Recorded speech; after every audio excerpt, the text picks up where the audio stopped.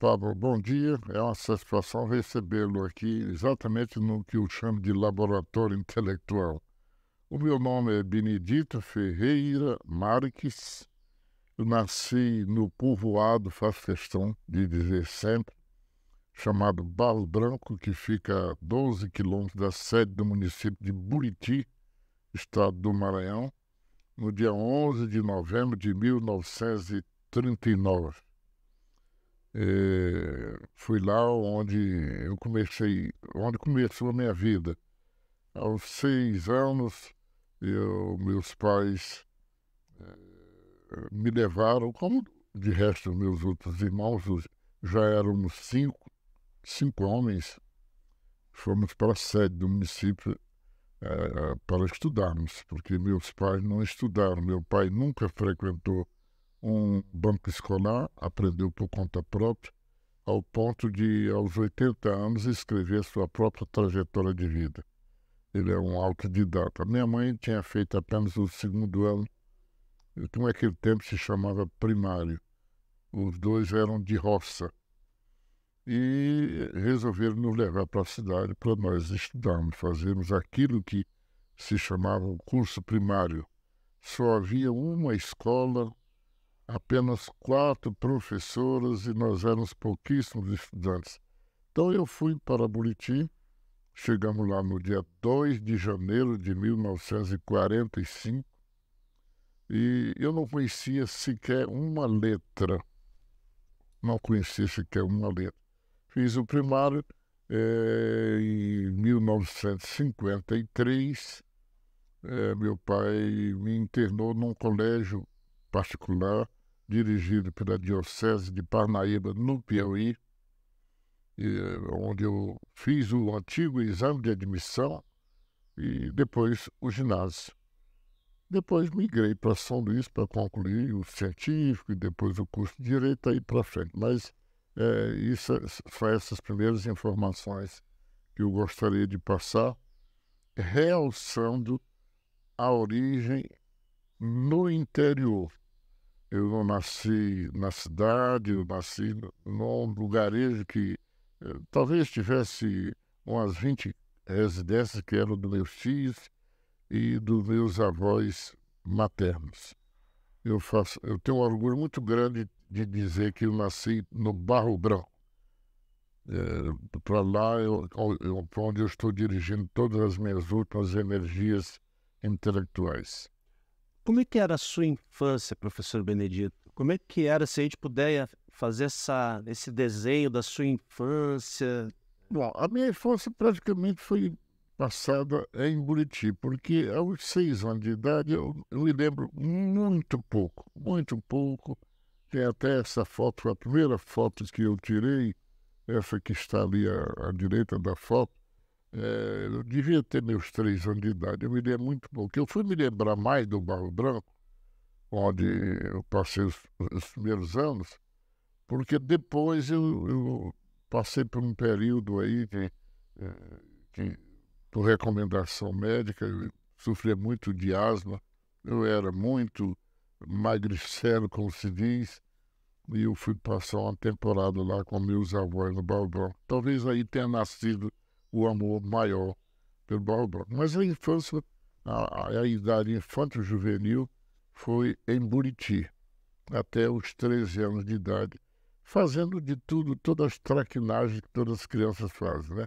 Ir atrás de brincar com passarinho, brincar com um peão, com pipas, todas aquelas brincadeiras que naquele tempo se faziam, brincadeiras sadias. Também eu fiz o primário, aprendi as primeiras letras, aprendi a escrever meu nome. Naquele tempo, o material, isso faço questão de dizer, era aquele bico de pena que colocar alimentado no tinteiro, no vidrinho de tinta que ficava na própria carteira, tinha um buraquinho, colocava aquela tinta, dali a gente alimentava a caneta e escrevendo aqui no caderno, aquela tabuada do Teobaldo Miranda e tal, a gente aprendia por ali e foi ali que eu comecei as minhas letras. E foi uma infância muito sadia. Nós tínhamos as brincadeiras de jogar bola, de tomar banho nos riachos, e todas as brincadeiras possíveis, porque havia muitas limitações. Até rádio, 3 ou 4 casas possuíam rádio. E hoje eu quero até abrir esse parênteses, muita gente me considera um tribuno, um orador. E eu fico pensando, mas de onde eu adquiri isto? Porque na minha família não havia tanto assim. E meu pai nos tirava das brincadeiras noturnas ali, brincando na rua, que não tinha calçamento, não tinha só areia, para ouvir um político cearense chamado Gereissati. Eu não me lembro o nome completo dele, mas na hora que ele ia discursar na Voz do Brasil, o papai nos tirava da brincadeira para ouvir lá o grande orador, que era um senador pelo Ceará, creio que seja parente do atual Tasso Gereissati. E então nós iríamos para lá para ouvir Obrigados. Depois disso, a nossa mãe nos levava para a frente de um oratório para fazermos as nossas rezas noturnas. A minha mãe era muito católica, muito religiosa, e nós fomos criados assim, dentro dessa disciplina. Eu costumo resumir a criação, até mais ou menos essa idade de 13, 14 anos, a, com 2 extremos. O papai com a rigidez, que eu chamo a bravura, a disciplina, e a mamãe com a ternura. Então, o balanço dessas 2 posturas dos nossos pais nos moldaram a todos. Eles deixaram 9 filhos. A ideia de sair do Barro Branco para Buriti, para a sede, era para fazer pelo menos o primário, pelo menos ao mais velho, que era Raimundo, que nós chamamos Raimundinho. Depois eu entrei, fui o segundo. Então aí passou a ter um outro ideal. Meus pais passaram a ter outro ideal. Pelo menos o ginásio, pelo menos ao mais velho. Aí depois eu fui o segundo a fazer o ginásio. Depois, pelo menos o mais velho, um curso superior. Meu irmão se formou em Direito. Aí eu fui o segundo, também me formei em Direito. E aí foi seguindo aquele projeto que eu chamo um projeto concebido à luz de lamparina, lá no interior do Barro Branco, concebido assim. E os 2 faleceram, né? A minha mãe em 97, ontem, aliás, anteontem, dia 12, fez 26 anos que ela partiu, e o meu pai no dia 31 de dezembro de 98. Os 2 faleceram, deixando os 9 filhos formados em curso superior, sendo duas irmãs, todos formados em curso superior. Então, aquele ideal nascido à lua de lamparina no Barro Branco, lá no final do ano de 44, nós fomos 45 lá para Buriti, eles conceberam isso um dia. Meu pai contava muito essa história, dizia, minha mulher, minha esposa, nós 2 fomos criados na roça. Nós estudamos, nós não vamos querer esse mesmo destino para os nossos filhos. Já temos 5, nasceu o 5º agora em novembro, no dia 9 de novembro. Então vamos para a cidade para colocar os meninos para estudarem. Pelo menos para dar o primário, pelo menos ao mais velho. No final, este projeto, que eu chamo Projeto Lamparina, deu tudo certo. E ao ponto de todo mundo seguir os seus rumos, suas carreiras, e até eu chegar onde cheguei. Eu sei, começou a me perguntar, vamos começar pela reitoria? Eu digo, não, eu gostaria de começar lá da minha infância de menino passarinho, que andava pelos matos, né, com estilingue, brincando e tal. Foi essa a vida. Minha infância foi muito rica por isso, porque nós tínhamos direito a todas as brincadeiras, mas tínhamos em primeiro lugar a educação, o estudo. A única escola que tinha, com professoras normalistas, tínhamos essa obrigação, tinha uma obrigação religiosa, a educação religiosa feita pela minha mãe, e esse ideal geral que foi sendo impregnado em toda a família. Então, eu posso dizer que eu tive uma infância feliz e hoje eu estou vivendo dessas lembranças. Meus últimos escritos têm sido em cima de temas nostálgicos. Era o que eu comecei a escrever hoje pela madrugada, conforme lhe falei, era falando sobre a minha terra, falando sobre o riacho onde eu tomava meus banhos, que está se acabando pela poluição, né? De modo que você me pediu o começo da história, já estou contando quase tudo, mas fique à vontade que memória eu ainda tenho bastante. Eu gostaria de saber o que dessa intenção dos seus pais de formar o senhor e os seus irmãos, mesmo eles sendo, né, homem e mulher da roça, sem estudo, o que disso impulsionou o senhor a chegar até ser professor da universidade e cumprir com essa missão de formação da massa crítica social e, por que não dizer, desses profissionais que vão atuar tecnicamente no mercado? Nós tivemos um tio, o irmão da minha mãe, era o mais velho, e até hoje essa história não está bem explicada. Ele foi picado por uma cobra lá na roça, lá no Barro Branco, indo para a roça, ele foi picado por uma cobra que chamava de boipeba, mas depois eu fui ver que o nome certo é boipeva, uma cobra muito venenosa, e ele ficou aleijado completamente. Completamente. A canela me fininha, o joelhão lá na frente, corcunda, e as mãos. Ele ficou completamente deformado. E aí os pais dele, eram meus avós, também chamados Benedito, e minha avó Catarina, que tinha lá 7 filhos, disse: ele não vai servir mais para nada. Ele não vai poder trabalhar em roça nem nada. E aí o avô dele, chamado, que era conhecido como João Paraguai, o nome dele é João de Oliveira Costa, conhecia alguma coisa, e ele inclusive foi chamado de João Paraguai porque ele participou da Guerra do Paraguai, e tinha voltado, graças a Deus, sabia alguma coisa e ensinou para ele. E ele se tornou professor daquele lugarejo. Foi que alfabetizou os irmãos todos, incluindo a minha mãe, né? Então, essa profissão que o meu tio, Francisco Alves Ferreira, que ainda hoje é lembrado como mestre, o mestre, foi um professor de muitas e muitas gerações. Eu não sei se aí nasceu a minha, eu não diria vocação, mas a inclinação para ensinar. E eu me tornei professor como?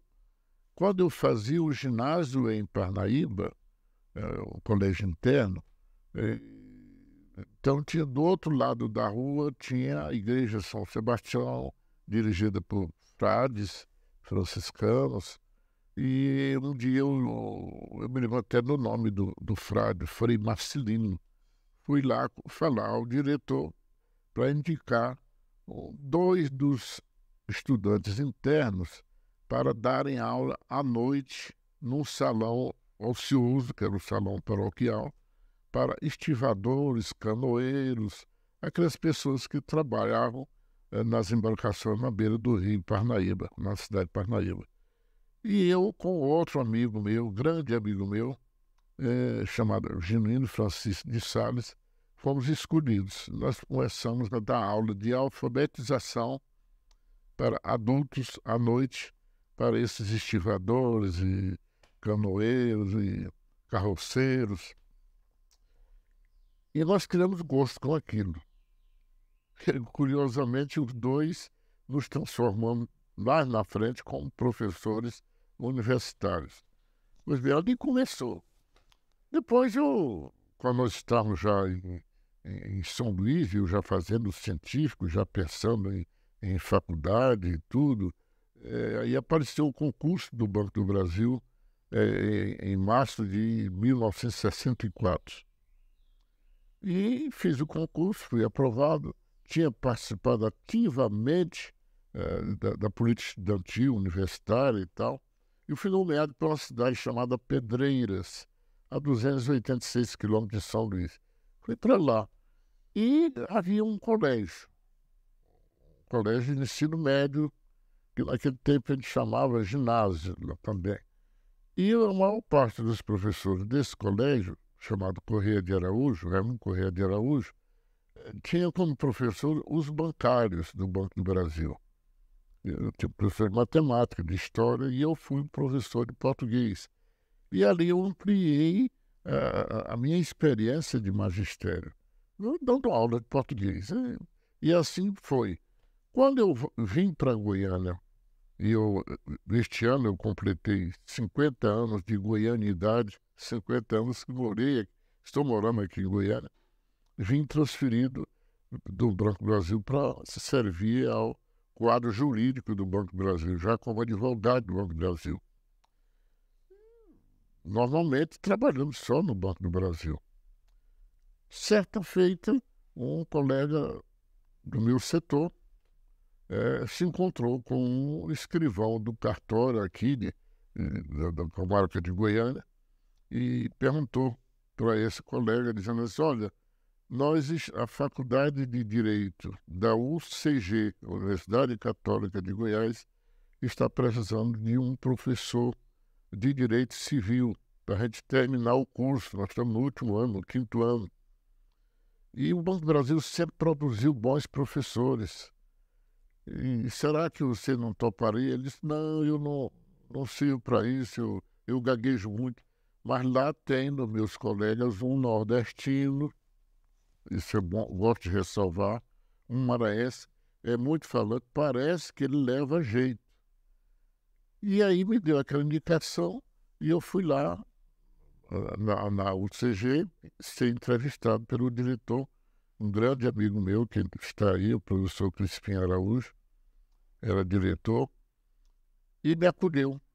Eu fui pela manhã, uma entrevista, e ele disse, então você já pode começar. Eu digo, quando? Ele, hoje à noite. Eu digo, hoje? Você vai dar aula logo hoje à noite. Eu fui numa livraria, comprei os principais livros de doutrina na época, preparei uma aula. Qual é o tema? Não, você vai falar sobre direito das sucessões. E eu tive que preparar uma aula apressadamente, e à noite eu dei aula. E parece que agradou aos alunos, tanto que terminei sendo patrono daquela mesma turma. E ali começou o gosto pelo magistério superior, lecionando direito civil. Mas eu tinha comigo uma responsabilidade muito grande, porque no dia que eu tomei posse na assessoria jurídica do Banco do Brasil, no dia 5 de fevereiro de 1973, o secretário da assessoria jurídica disse, olha, você está com uma grande responsabilidade, porque para esta vaga que você obteve, concorreram 15 colegas nossos aqui formados em Direito. E ficou todo mundo imaginando quem é esse cara que vem do interior do Maranhão. Ou ele é muito bom de serviço, ou ele então tem um grande pistolão. E eu disse para aquele secretário, eu não tenho nem grande pistolão e nem sou bom de serviço, mas eu vou ter que aperfeiçoar. E comecei a fazer cursos de pós-graduação lato sensu, cursos de especialização, principalmente nas disciplinas que interessavam para o exercício da advocacia no banco. Direito civil, direito comercial e direito agrário, lá com o professor Paulo Tormin Borges. Eu fiz os 3 cursos e ia aperfeiçoando e dando aula na Católica. Eu queria ter um bom desempenho, não apenas no Banco do Brasil, como advogado do Banco do Brasil, que tinha muita fama, e como também no magistério. Eu estava entrando no magistério superior a troco de um simples convite e de uma entrevista. Eu tinha que mostrar serviço de qualidade. Nesse meio tempo, surgiu um concurso para a Universidade Federal de Goiás, logo ali perto. E eu me submeti a esse concurso. Na primeira vez não fui muito feliz. Depois eu descobri que houve problemas de xenofobia, alguma coisa que não interessa contar. Mas aí aquilo serviu para mim, porque eu me motivei dizendo, agora eu vou ser professor da Federal de qualquer maneira, porque eu nunca passei uma decepção, passei em todos os concursos que eu fazia. E 6 meses depois surgiu um outro concurso, já não eram apenas 6 candidatos, já eram 17, e eu arrebatei o primeiro lugar e me tornei professor da Faculdade de Direito da Universidade Federal de Goiás, a qual eu já devia os 3 cursos de especialização, civil, agrário e comercial. E assumi no dia 20 de março de 1980. Eu já vinha da Católica desde agosto de 76. Então já trazia uma boa experiência. E aí foi desenvolvendo.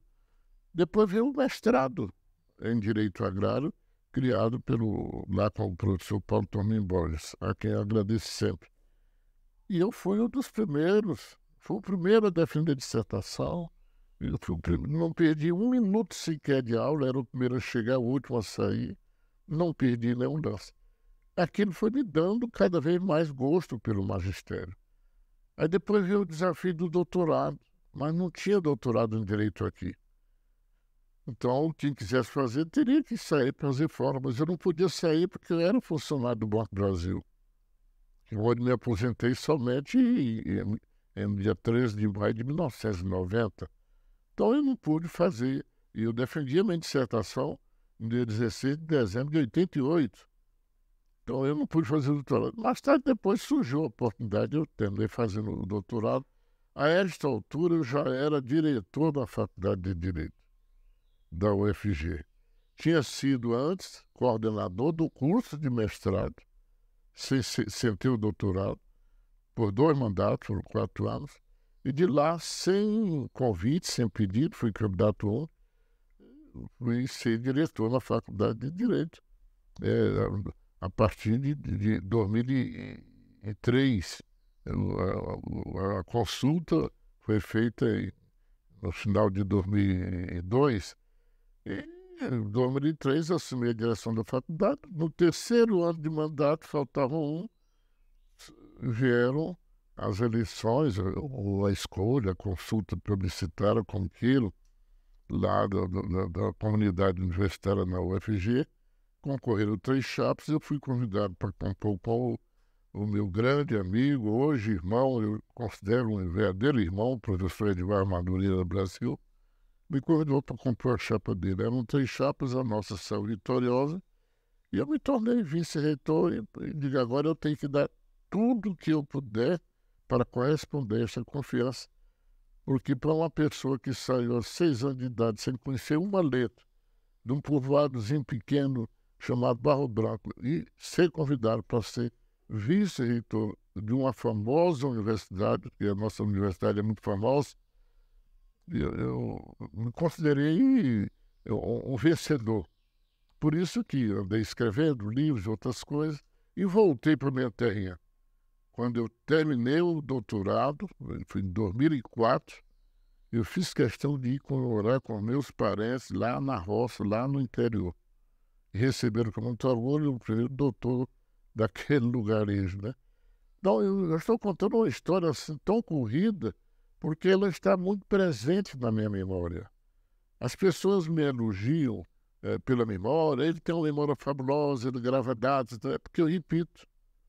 A minha trajetória foi tão vitoriosa que eu repito essa história com muito prazer para quem quiser ouvir. Agora, recentemente, lancei o meu 15º livro, contando praticamente essa história.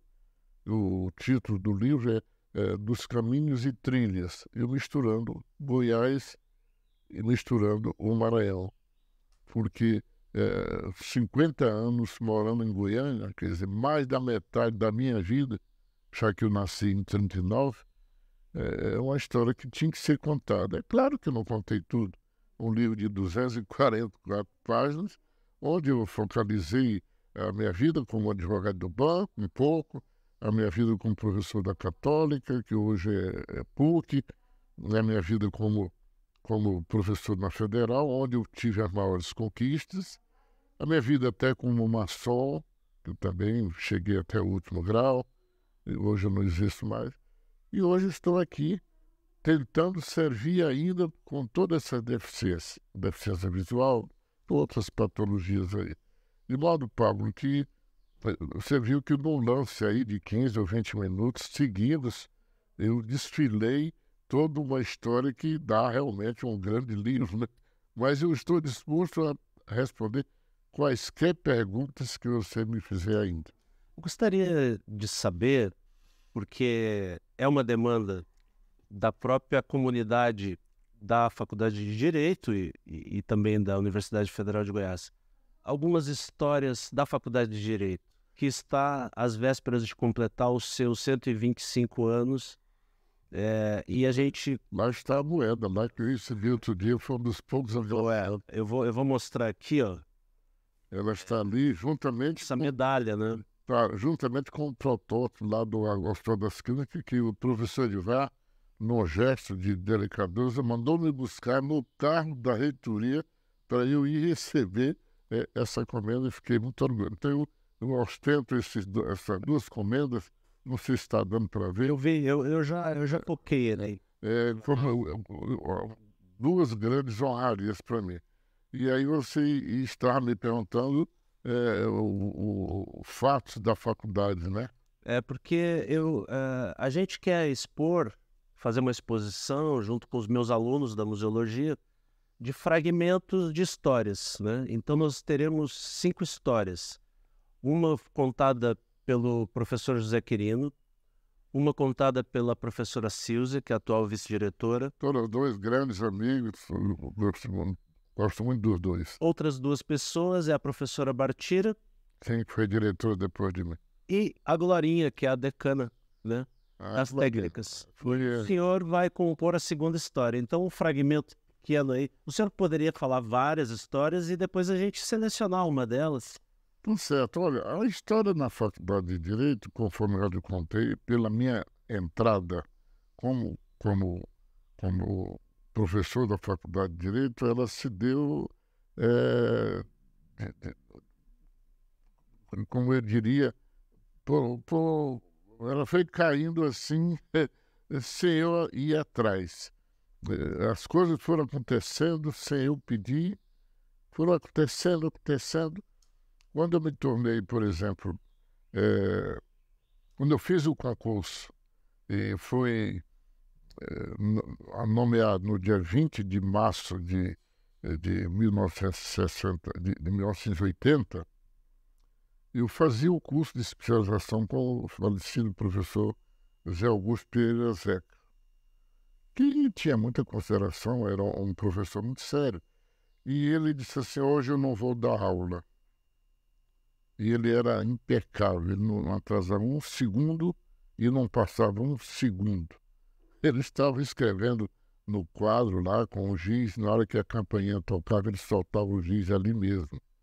Era um homem exemplar. Mas ele estranhou, todo mundo estranhou aquele gesto dele, dizendo que hoje eu não vou dar aula. Hoje a aula é de vocês, porque nós temos um novo professor na casa. O colega de vocês, Benedito, que acaba de ser aprovado, então hoje as falas são de vocês a respeito dele. Aquilo me serviu de grande estímulo. Foi um gesto do professor Prezé que me deixou muito orgulhoso. Bom, esse foi um primeiro fato. Para ir lecionar direito civil. Aí surgiu um problema no direito comercial. Lá vai o Benedito lecionar direito comercial juntamente com direito civil. E eu estou contando essas disciplinas porque é muito importante na vinculação que eu vier a fazer depois com o direito agrário. Aí um dia perguntei ao professor Paulo Tornino: professor, por que a Faculdade de Direito da Universidade Federal de Goiás tem especialização em direito agrário, já vai ter um mestrado e não tem na graduação? E ele disse: precisamos primeiro formar professores. E eu fui um deles. E fui o primeiro professor de direito agrário da Faculdade de Direito. Isso é um outro dado também muito pitoresco. E tinha uma outra particularidade comportamental, que eu sempre fui muito acessível para os alunos. Sempre. Terminava a aula, eles me acompanhavam, às vezes até no estacionamento, fazendo perguntas adicionais, às vezes até de natureza profissional, e eu nunca me neguei a isso. Isso também foi uma marca que eu deixei lá. que eu era acessível, amigo dos alunos. Eu tinha feito política estudantil na universidade. Quando eu estava na universidade, eu cheguei à presidência da entidade que congregava os universitários naquela época. Então eu tinha uma vivência muito grande. Esse episódio que eu estou contando agora é porque ele vai desaguar num outro episódio que aconteceu na nossa gestão, eu já como vice-reitor. Nós estávamos na reunião do Conselho Universitário, eu sentado à esquerda do professor Edivar, ele sentado aqui ou aqui, a mesa composta, a professora Sandra Mara, a professora Orlando, a mesa estava composta e a secretária. E os estudantes não queriam aquele projeto do Reúne. E invadiram. Calculadamente, uns 300 estudantes invadiram aquele salão lá da biblioteca, lá no Campus 2, e viabilizaram o debate. Naquele dia não deu para discutir. E o líder do movimento, que segundo eu soube hoje é professor de História lá na nossa faculdade, chegava e pegava o microfone do professor Edivar, que estava um pouco à altura, pegava o microfone, ia lá, dava gritos de ordem, palavras de ordem, tal, e voltava de ouvir o microfone. Na hora que o Edivar ia, começava a falar, ele tomava de novo e voltava lá, dava... Eu percebi que aquilo ali não ia terminar bem, porque o líder do movimento estava provocando o reitor.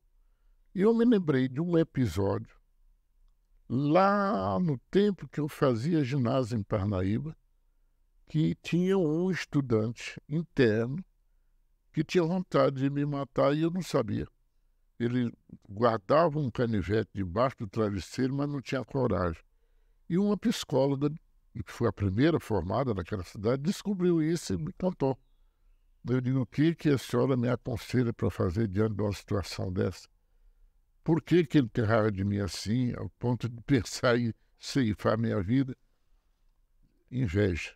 Eu atribuo que seja inveja porque ele diz que você é muito querido pelos diretores, quando, na hora dos estudos, na sala de aula, você que fica lá como uma espécie de bedel, de prefeito de disciplina, para observar o comportamento de todo mundo estudando. Nós éramos 36 internos, né? E ele não gostava daquilo porque ele era completamente virado a cabeça. E era filho da cidade, os pais moravam na cidade, mas os pais obrigaram a interná-lo. Eu digo, o que a senhora me aconselha? Ela disse, procure valorizá-lo. Isso foi lá nos anos 57, 58 do século passado. Nesse dia que o estudante provocava, tirando o microfone da mão do Edivar, na terceira ou quarta vez que ele veio pelo microfone, eu me antecipei no microfone e disse, como é seu nome? Ele deu o nome.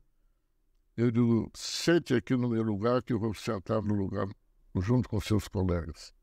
Aquilo foi um espanto geral. Foi uma surpresa geral. E o resultado disso, não deixaram eu descer, mas ele subiu e sentou. E o debate aconteceu. Depois houve mais outra reunião, então o Reúne foi aprovado. E a nossa Universidade Federal de Goiás talvez tenha crescido 2 ou 3 vezes depois por causa disso aí. E eu me lembrei, naquele momento daquela provocação, do ensinamento que eu aprendi lá nos anos 50 do século passado de uma psicóloga. Valorize o inimigo. Se o problema dele, pelo que eu estou percebendo, é inveja, porque você é lembrado pelo diretor para comandar a sala de estudo, então procura dar prestígio para ele. Eu usei aquele ensinamento, joguei aqui, e a universidade hoje se deve um pouco a isto. Este é um outro episódio interessante que eu gosto de contar porque ele me valorizou muito. Gostei muito disso.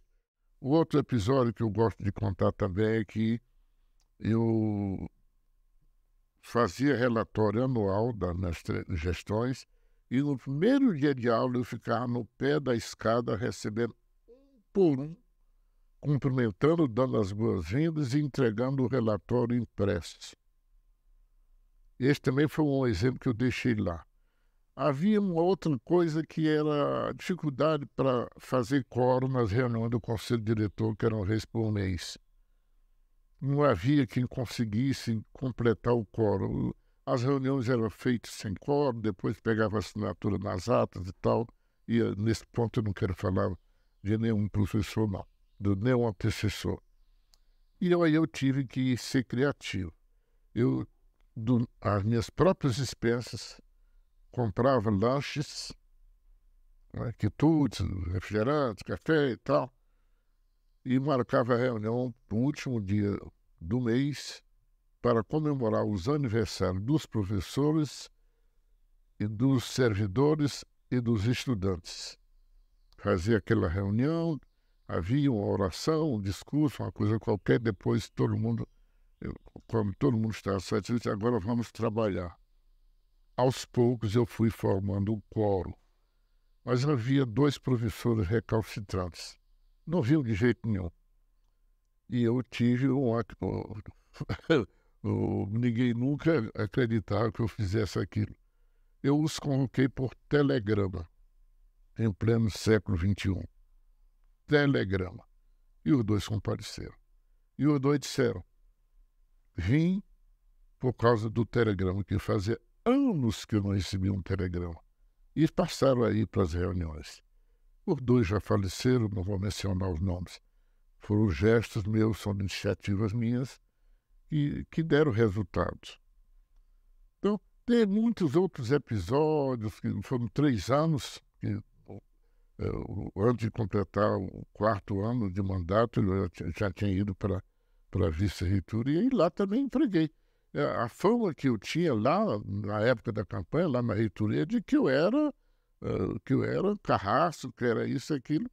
E saí de lá homenageado por todos os servidores, pela maneira liana com que eu os tratava. Eu fazia questão de despachar uma coisa e levar na mesa do servidor, eu não mandava chamar. Batia um ligeiro papo de 1 ou 2 minutos, perguntava como é que estava, voltar. Aquilo me deu uma certa credibilidade, um certo prestígio, e eu sou muito contente com isso. Tem um bocado de outros episódios. Teve o episódio do Vadim, que eu já contei, saiu aí não sei se saiu, mas me pediram para eu contar essa história do Vadim. Por favor, conte agora. Posso contar de novo? Por favor. O Vadim, ele era um servidor, eu não diria o bedel, eu não sei qual era a função dele. Morava no próprio prédio, na parte inferior, que parece até que está desativado, segundo me disse o querido professor Quirino. Ele vai dar um jeito de utilizar aquela sala do Vadim. O Vadim vivia lá. Fumava muito, bebia muito, mas ninguém tinha coragem de mexer com o Vadim. Até que houve alguma denúncia, e passou pela Procuradoria da República, não sei. E certo que o Vadim foi condenado a sair do lugar. Mas nenhum diretor tinha coragem de fazê-lo. Ele vivia lá e tal. E tinha filho, tinha mulher e tudo. Até o oficial da Justiça Federal que foi lá, terminou se sensibilizando, não sei. Quando eu fui nomeado, a professora Milka, que era reitora, me entregou a portaria e disse assim: professor, veja se você resolve o problema do Vadim. Eu digo, professor, eu vou ver se eu dou um jeito, né? Chamei o Vadim. Vadim, rapaz, olha, há uma demanda aí, rapaz, e tal. E ele disse: não, professor, não se preocupe comigo não, que eu já vou me mudar. Eu já aluguei uma casa lá na Vila Nova.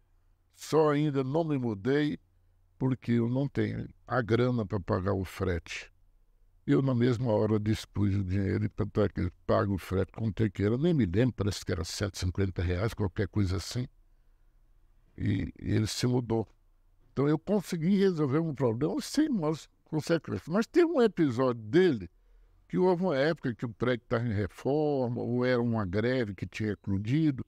O certo é que eu tinha minhas aulas de especialização e eu não podia faltar, porque era uma vez por semana, e essas aulas passaram a ser dadas num prédio de frente dos Chafariz, do outro lado ali. É a antiga faculdade de farmácia que tinha lá. Hoje penso que é o museu, não sei se ainda é. E eu cheguei um dia de sábado para dar aula e o vigia, o vigilante, não deixou eu entrar. E todos os alunos ali, mas rapaz, todo mundo conhece o professor Benedito, rapaz. Então, não, mas sem autorização, eu não deixo entrar. A hora que eu tenho aqui, você está cumprindo ordem, então. Mas o ministro está atestando que eu sou, rapaz, eu vim dar aula um dia de sábado. E ele, relutando, disse, não, eu não posso, só se trouxer a ordem escrita. Ele disse, se eu trouxer uma ordem escrita do professor Vadim, você aceita? Aí ele disse, aí sim, eu aceito, aí você pode entrar. Aí eu saí na direção da faculdade, era só atravessar a praça. Quando eu cheguei nas imediações do chafariz, eu digo, não, isso é uma humilhação, eu vou humilhar o Vadim, não vou fazer isso não. Aí, não fui lá falar com o Vadim, não. Voltei e disse, olha, o Vadim não pôde fazer nada. Eu inventei alguma coisa e disse, mas ele disse que eu posso entrar. Eu disse, então pode entrar. O Vadim era tanto assim, ele aplicava as provas, o professor deixava, não vou dizer o nome dos professores, eu nunca fiz isso, aplicava a prova, deixava o papel, o Vadim que ficava sentado na cadeira do professor para receber as provas. Entregava para o professor no dia que ele voltasse lá para corrigir. Era uma pessoa agradabilíssima, todo mundo gostava do Vadim. Tinha sempre uma garrafa térmica com café, a gente ia tomar o café na salinha do Vadim, que era menor do que essa aqui. E o Vadim era uma pessoa muito querida, né? Eu estive até no dia do velório dele, já era vice-reitor na época, né? Então, o Vadim tem muitas histórias. E todo mundo gostava dele, ficava ali, batia papo com todo mundo. É uma figura que diz assim, faz parte da história da faculdade, né? Então, o Pablo, há tantas histórias. Eu passei ali, olha, primeiro comecei com os 3 cursos de especialização, 74 a 80. Eu fiz os 3 cursos desse período. Eu cheguei aqui em 73, 74 eu já estava fazendo. E depois me tornei professor em 80. Então, saí de lá em 2010, portanto, foram 30 anos só na Federal. E 8 anos na Católica misturando. Eu saía suado, ia para o banco, dava aula, ia para outra. Eu tinha uma...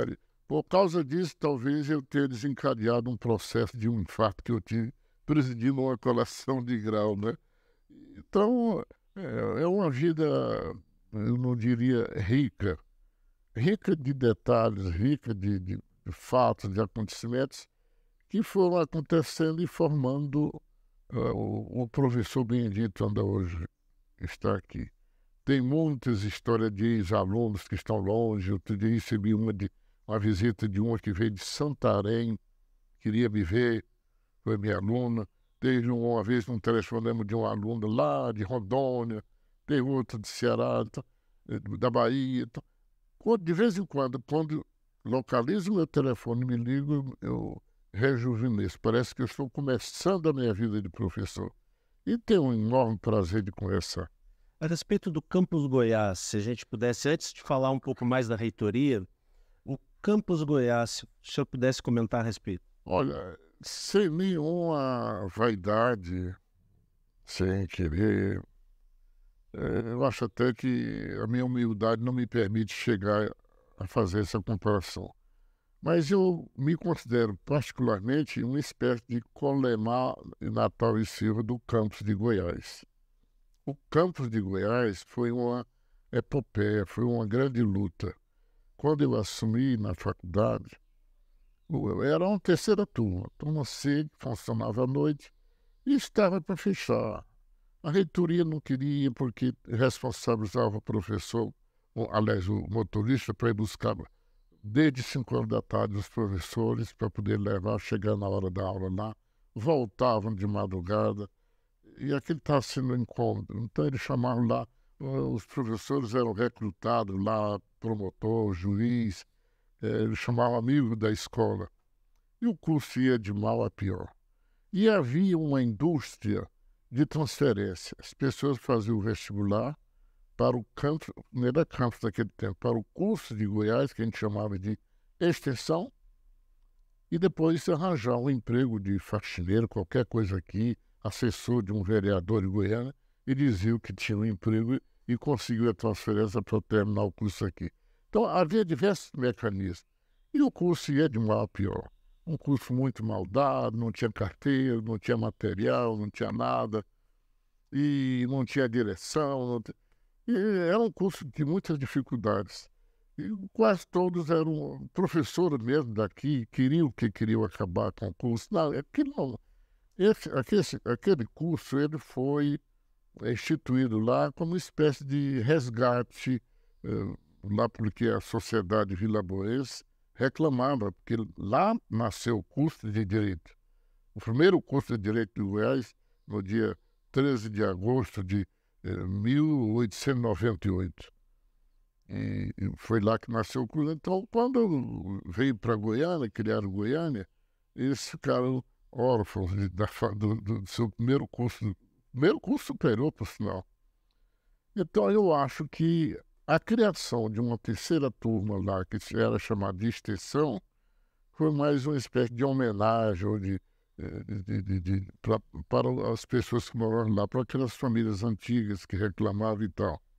Mas é um curso muito mal concebido. E quando eu assumi a direção da Faculdade de Direito, eu indiquei, não tinha nem poderes para isso, não havia no estatuto nada que previsse isso. Eu nomeei um professor, cujo nome também vou omitir, por uma questão de ética, para ser o coordenador do curso. Sempre tinha um coordenador, sem ganhar nada, apenas para dizer que era um coordenador. E um dia eu estava presidindo uma reunião do conselho diretor, quando esse professor, lotado lá, entregou, em plena reunião do conselho diretor, que não ia ser mais coordenador. Aquilo para mim foi um espanto.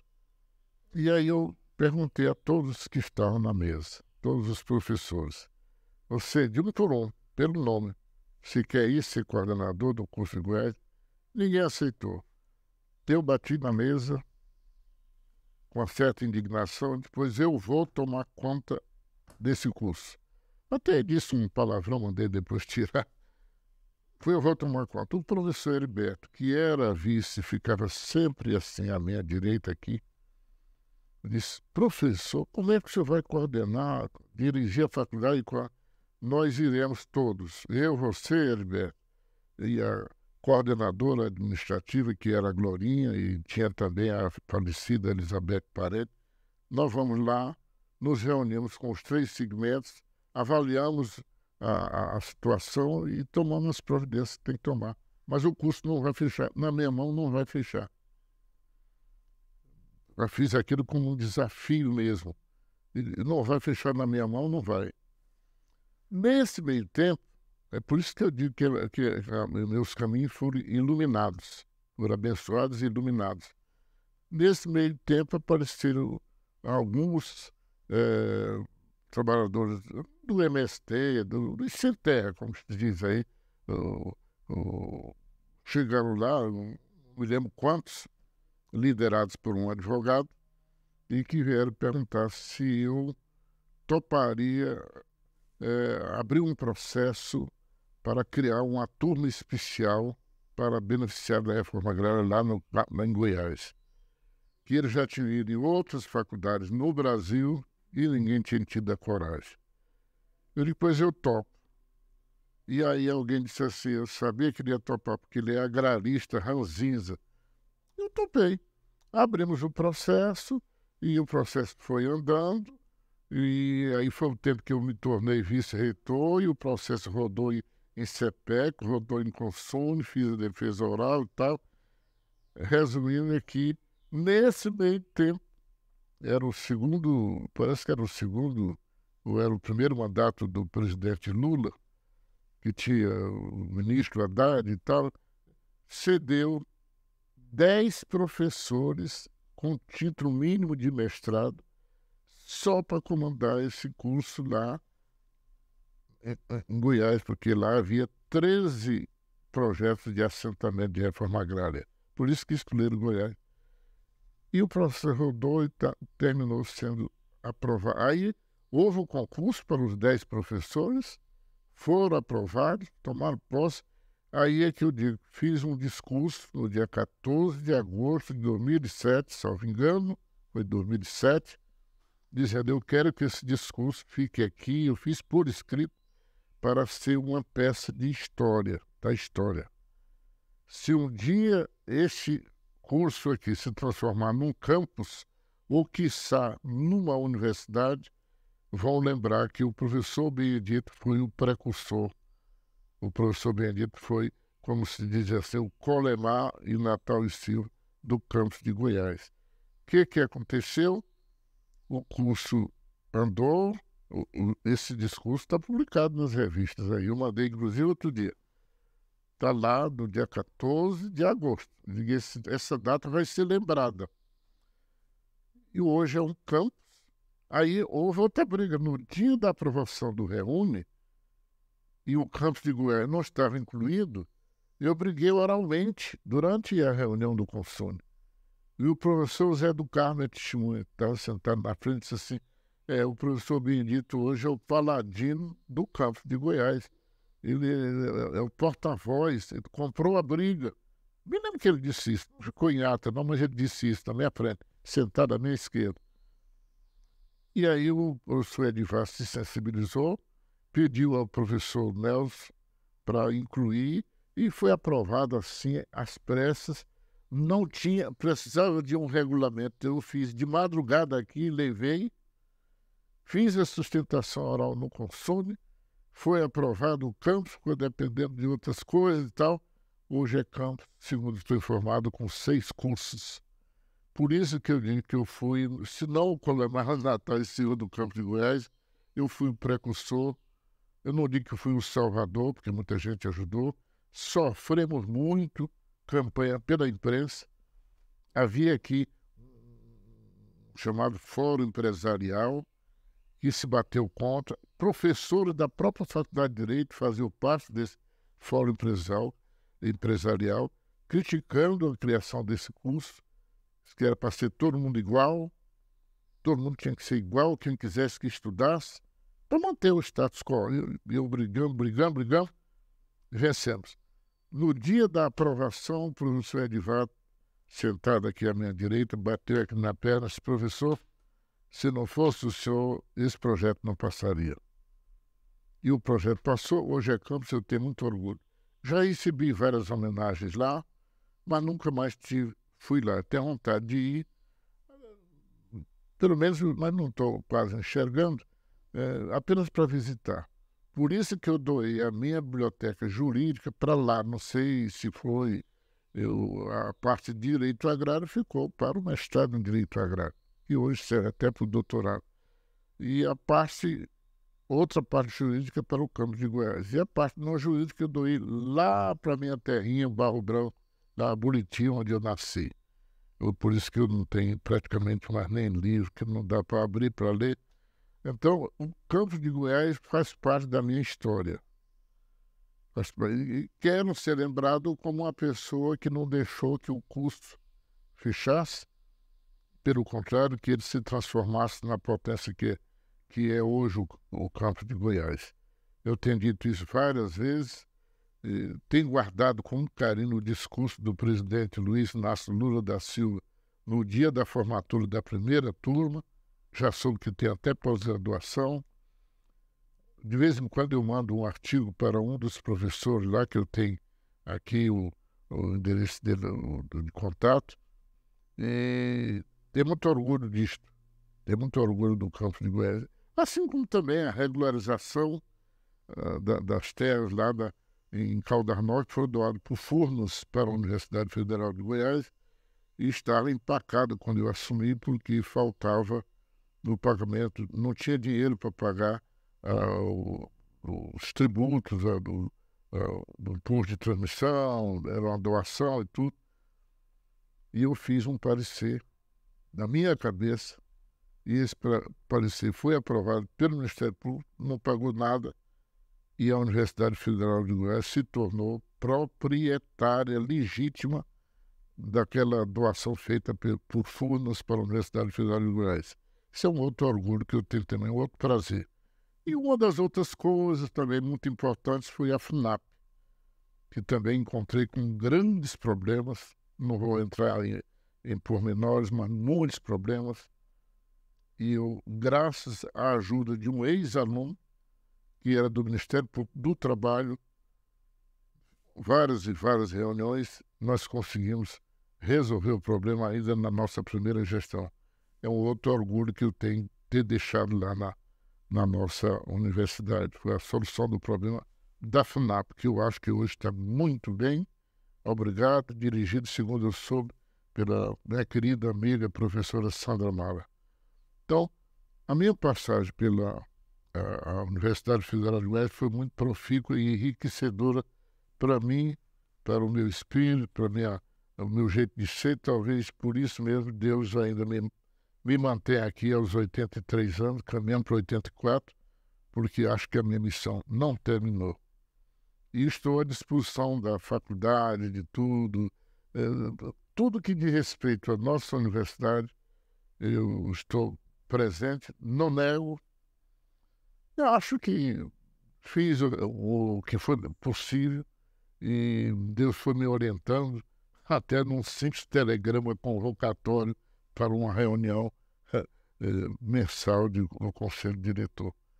E agora, se você tiver mais alguma pergunta, eu tenho muita resposta. Para a gente já encaminhar a nossa entrevista mais para o final, eu gostaria de saber do senhor o que o senhor falaria, né, no auge de toda essa bela história construída, o que o senhor falaria para esse menino Benedito, lá do Maranhão, né, lá de Barro Branco?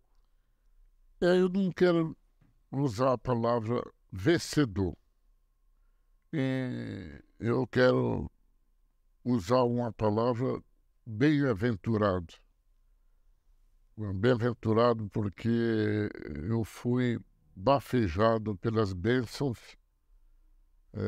divinas. Eu não sou profundamente religioso, mas eu tenho a convicção de que a orientação que recebi dos meus pais e a orientação que a minha mãe nos deu, que é um detalhe que eu não cheguei a contar,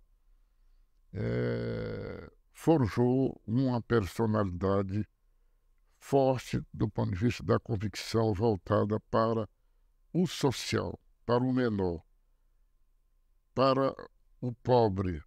Não me considero rico, me considero bem aquinhoado do ponto de vista de viver bem. Não me considero rico, mas devo tudo isso a esse trabalho fabuloso que meus pais deixaram. Então eu sou um abençoado. Eu cheguei a dizer nesse meu último livro, num capítulo, diz caminhos abençoados. Foram caminhos que me trouxeram até aqui sem pedir. As coisas foram acontecendo. Numa palavra só, eu sou um agradecido pelas bênçãos de Deus, pelas bênçãos do Senhor, pela proteção divina. Porque eu jamais imaginei vir morar em Goiânia, jamais imaginei ser professor. Eu não vim para Goiás para ser professor. Eu vim para Goiás tangido por um discurso, ou convencido por um discurso que circulava na época, lá nos anos 70 e 72, Brasília era moça, tinha 12 anos, que quem quisesse vencer na vida tinha que vir para Brasília. E como não tinha vaga para advogado em Brasília, mas tinha 5 em Goiânia, eu arrebatei uma dessas vagas e não quis mais sair daqui. E recebi convite para ir para Brasília. Não quis mais sair daqui. Então, o meu caminho estava traçado para vir para cá. Trouxe 2 filhas nascidas no Maranhão, mas formaram famílias aqui. Tenho 3 maravilhosos netos, 2 netas e um neto. E eu me considero uma pessoa abençoada. Uma pessoa que teve um destino traçado. Eu acredito piamente nisso. Ontem eu fui ao velório você me fez uma pergunta, mas eu estou respondendo outra, do sogro da minha filha. E então lá, enquanto eu fiquei sentado pensando, eu digo, olha, ele foi aos 87 anos, e eu vou fazer 84.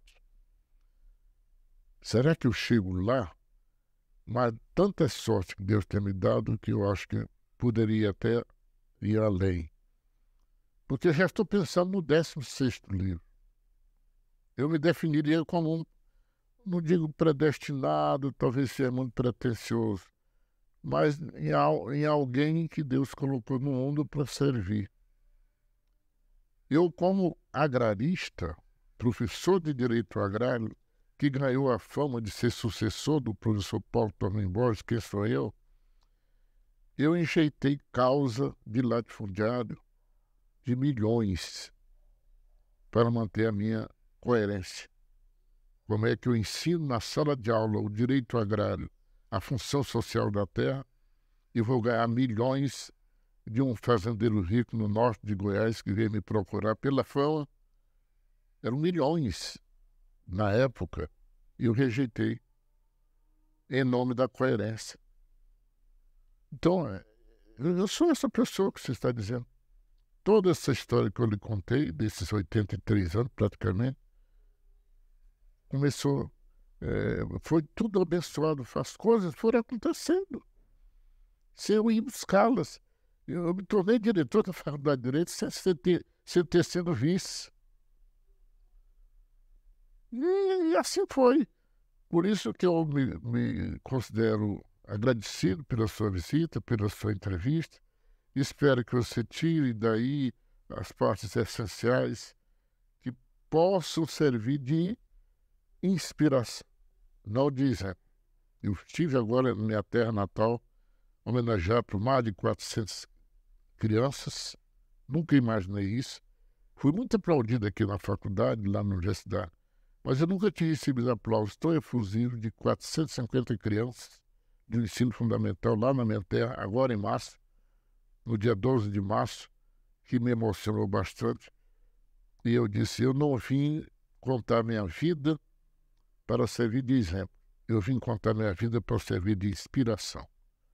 Saí daqui quando eu não conhecia uma letra e voltei doutor. Voltei com um doutorado e voltei com uma larga folha de serviço prestado ao magistério. E se pudesse, eu estaria aqui na sala de aula de chão batido ensinando o beabá para vocês. E o que o senhor falaria para os seus pais, tendo em vista que eles fizeram todo o esforço para que o senhor e os seus irmãos pudessem estudar, e o senhor conseguiu então galgar essa trajetória de muito sucesso na educação, formando outras pessoas? Eu resumirei em 4 letras. Tudo. Não fosse a ideia do meu pai. Lá no finalzinho de 1944, quando nascera o 5º filho, seguido, tudo homem, e ele chamar minha mãe numa sala iluminada por essa lamparina e dizer, minha velha, minha mulher, nós não vamos querer para os nossos filhos o mesmo destino que nós tivemos. A minha mãe só tinha 9 dedos nas mãos. Um deles tinha sido decepado na moagem da mandioca para fazer farinha. Por isso que eu disse que nasci nas origens de São de Roça. Meu pai plantou na beira do rio Parnaíba. Meu pai colheu cera de carnaúba lá do alto para fazer cera para exportar. Depois tornou comerciante e tudo. Depois se casou, as coisas mudaram. Todos dois de origem do mato. E ter aquela visão, naquela época, 1944, de dizer, vamos para a cidade para botar os meninos para estudarem, pensando lá na frente, e estabeleceu um projeto, e esse projeto foi assimilado pelos filhos, a partir do exemplo do mais velho, e ninguém queria ficar para trás e morrer deixar por 9 filhos. Eu devo tudo. Nós todos devemos tudo. E ontem, todos nós, numa voz só, nos lembramos dos 26 anos da partida da nossa mãe. No dia 12 de julho, Foi anteontem, dia 12 de julho de 1997. Então nós devemos tudo. Aliás, eu disse que ia contar uma passagem, se me permite, eu conto rapidinho. Não precisa ser rápido, pode contar com tranquilidade. Em fevereiro de 1959, papai nos reuniu a todos. Eu estudava em Parnaíba, o Plínio, meu irmão, esse terceiro que já faleceu, formado em agronomia, também estudava em Parnaíba, o meu irmão mais velho, Raimundo, estudava em Fortaleza, e o quarto, José, estudava em São Luís, na escola técnica, regime de internato. Meu pai disse, aquele projeto que eu, com a sua mãe, elaboramos lá no Barro Branco, para vocês virem para cá para fazer pelo menos o primário, está se inviabilizando. As minhas condições não estão mais permitindo manter um em Fortaleza, 2 em Parnaíba, com 70 sacos de arroz pilado. 70 sacos era a anuidade que pagava para o meu colégio lá em Parnaíba. E o outro estudava de graça, que era na escola técnica. Mas eu não estou tendo mais condições. O comércio está caindo, meu pai era comerciante. Os fregueses não estão pagando, aquele tempo era na base de anota no caderno, e eu não tenho condições. Só há 2 soluções. Ou vocês todos se reúnem no mesmo lugar, arranjem emprego, lavem as roupas de vocês, façam as comidas de vocês,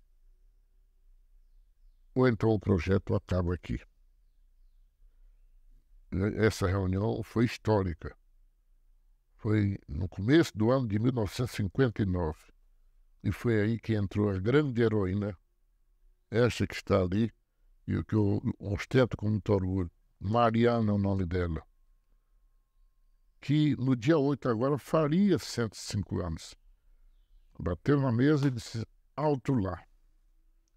Alugo uma casa em São Luís, eu vou cozinhar para meus filhos, eu vou lavar a roupa dos meus filhos, mas ninguém vai parar de estudar. A esta altura, o mais velho já tinha feito o primeiro ano de Direito, eu já estava terminando, começando o científico, já ia fazer o segundo ano científico, e o outro estava terminando da UFRJ Natal. E fomos para São Luís, com uma casinha, Rua São Pantalhão, 704, uma casinha baixa, e fomos todos para lá, dormindo um por cima dos outros, em redes, e o projeto foi salvo.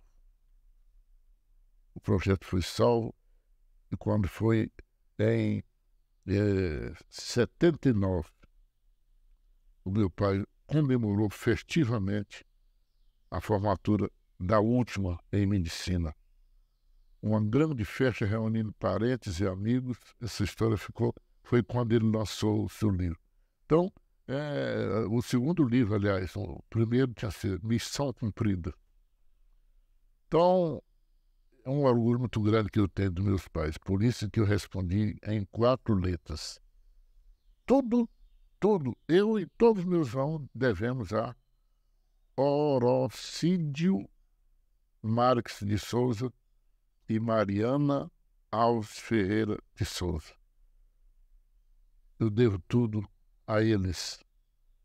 E, evidentemente que com a ajuda de todos que me cercaram, a minha querida esposa Melice, as minhas filhas Malice e Carla, a meu genro Éder, meus netos Iana, Luísa e Daniel.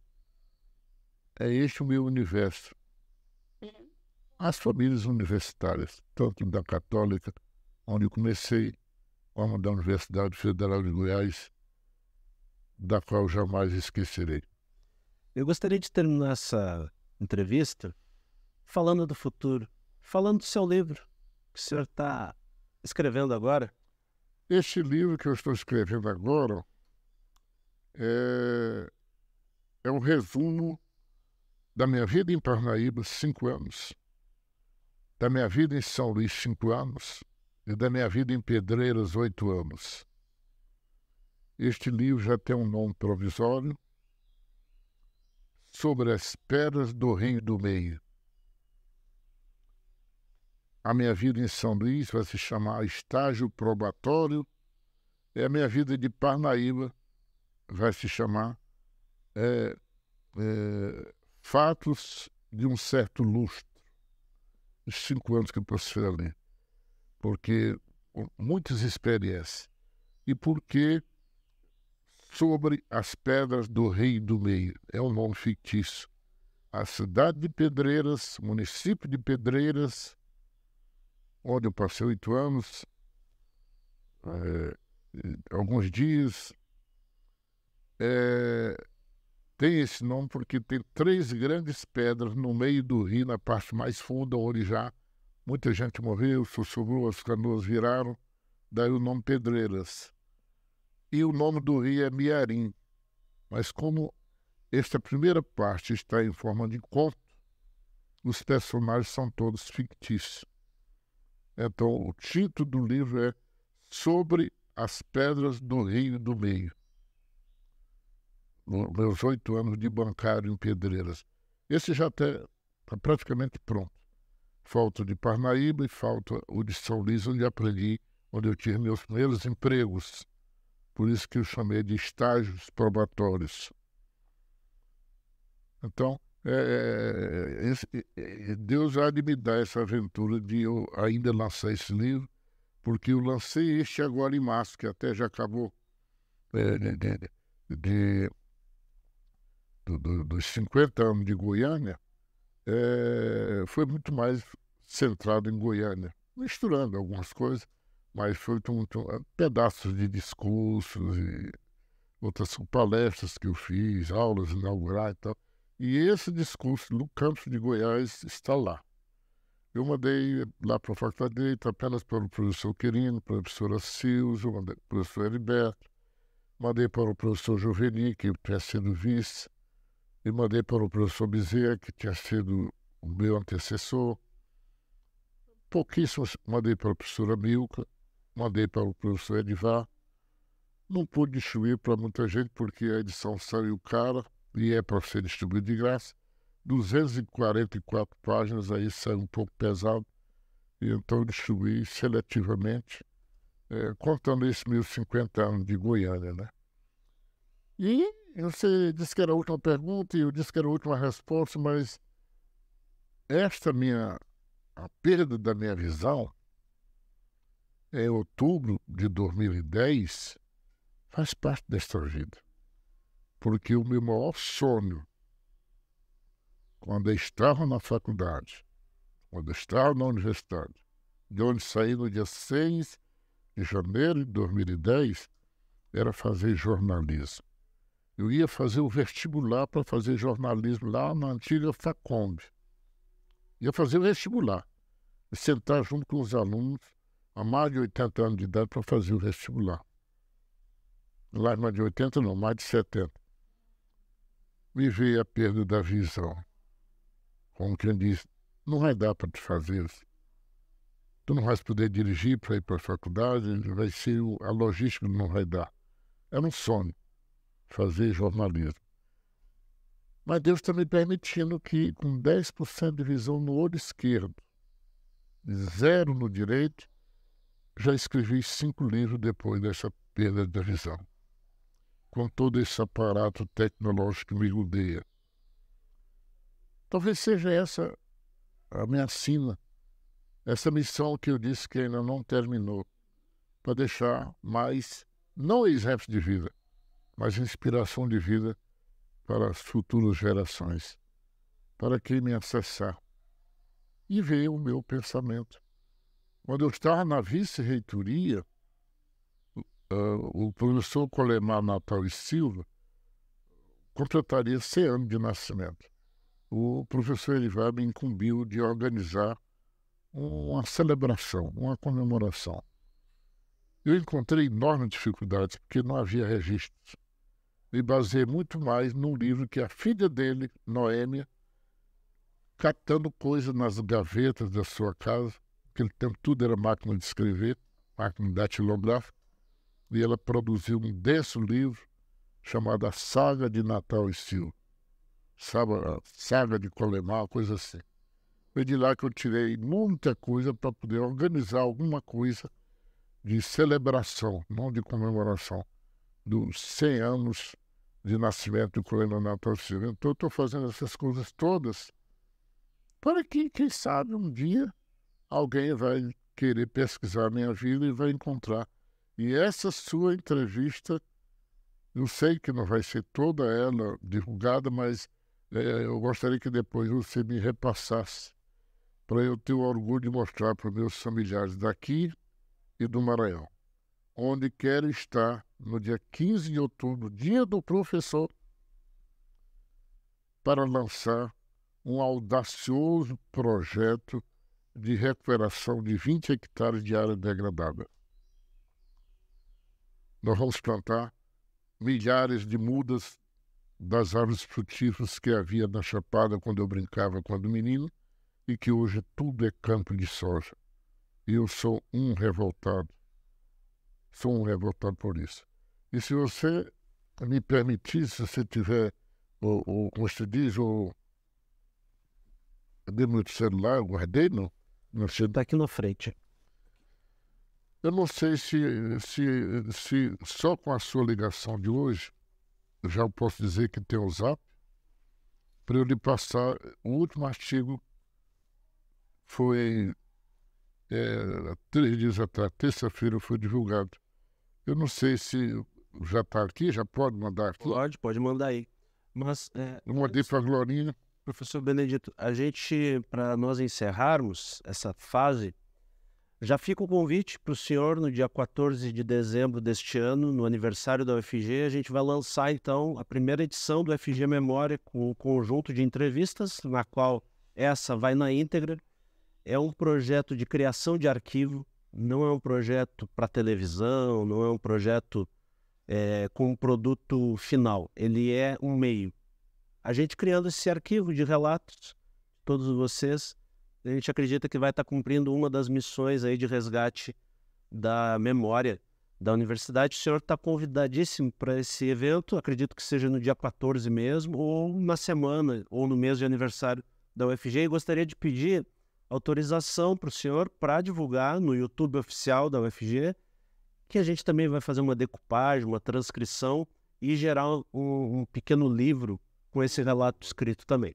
Eu ficarei muito agradecido com isso, sinceramente, porque eu lhe dei muitas informações e sem me esquecer dos pais. Aliás, os dois estão ali na beira de uma piscina lá na água, tem uma foto aí porque eu não estou enxergando. Até o nome Orocídio é complicado, se você procurar no Google você não vai encontrar outro a não ser do irmão. É um nome que até hoje eu não descobri. Tem um capítulo ali. Eu vou ver se ainda tem um livro desse que eu lancei para ler autografar.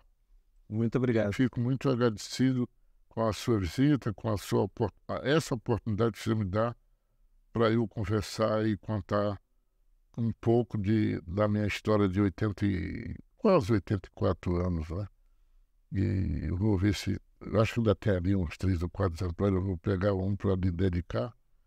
Mas está gravando ainda? Isso, ainda está gravando.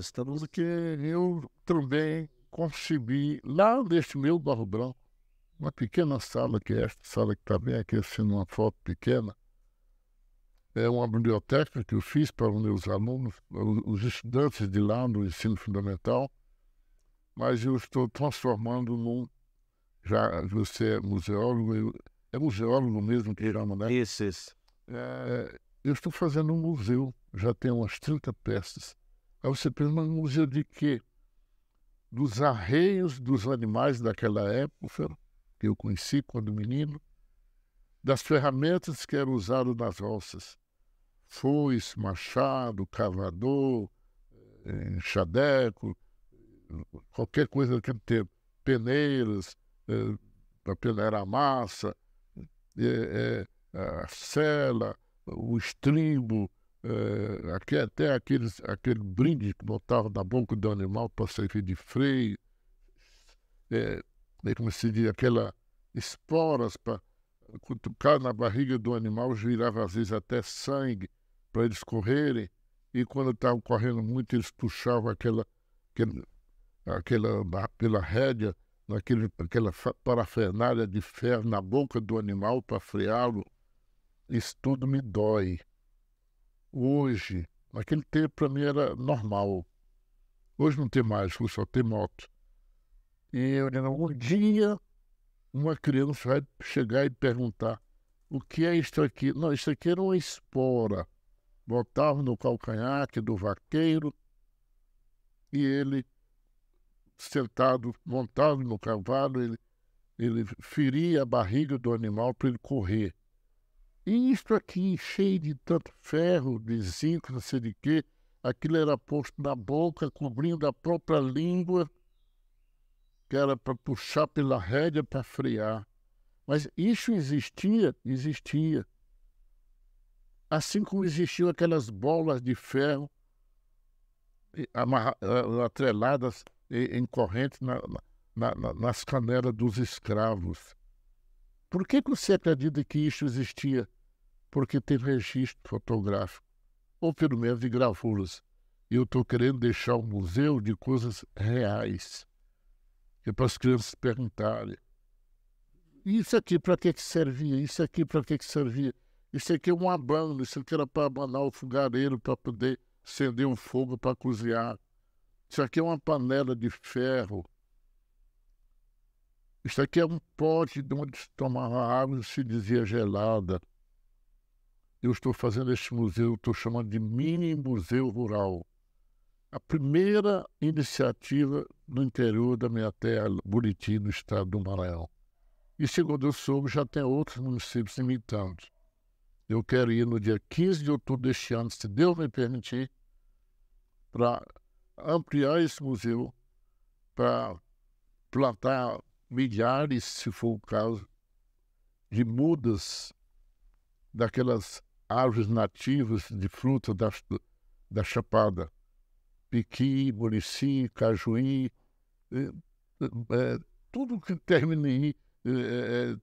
Tem uma outra chamada criolim, tocum, tudo que tinha no meu tempo de menino que eu ia colher de graça lá.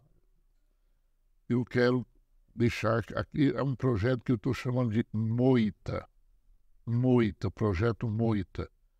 E vou criar, neste dia, assinar com todos meus irmãos o Instituto. É homenagem a nossos pais. Instituto Oromar de Fomento à Pesquisa, Estudo, Educação Ambiental e Esportiva, porque já tem lá uma quadra de esporte, já tem uma pista de atletismo, já tem esse começo de biblioteca, tá? Esse começo de museu e já tem o começo da moita com algumas mudas plantadas. É um pedacinho de terra que meus pais não deixaram, 20 hectares apenas. É um minifúndio. E nós vamos transformar, vou fazer uma trilha ecológica, tanto para pedestre como para ciclista. Tudo isso é o meu projeto, chamado Projeto Moita.